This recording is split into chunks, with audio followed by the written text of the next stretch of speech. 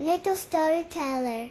Barnaby the bunny bounced his fluffy white tail as he hopped into Sunny Meadow School. His best friend, Lily the ladybug, with her bright red spots, zoomed beside him.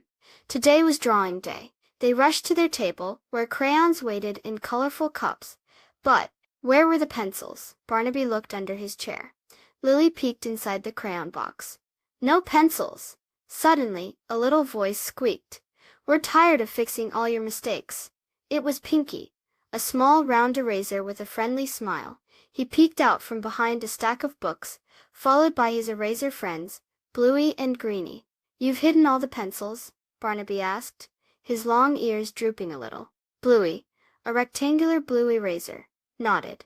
Yes, we work so hard, and you just make more mistakes. Lily flew closer to the erasers. But mistakes help us learn. If we didn't make them, how would we know what to do better next time? Her shiny wings shimmered as she spoke. Barnaby nodded. Like when I tried to draw a carrot yesterday, my first one was all wobbly. But then I tried again, and it looked much better. That was because of the first try. He wiggled his nose. Pinky, Bluey, and Greenie looked at each other. They hadn't thought about it that way. Greenie, a long green eraser, tilted his head. So, mistakes aren't all bad. Not at all, chirped Lily. They help us grow. Pinky smiled, his round shape wobbling a little. Okay, he said.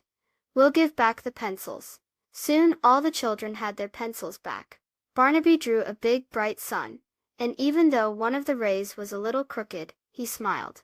Making mistakes was okay. Later, Teacher Owl told the class, did you know that even famous artists sometimes make mistakes? It's part of how they learn and create beautiful things. Barnaby and Lily smiled at Pinky, Bluey, and Greenie. They all learned something important that day. Please subscribe. Thank you.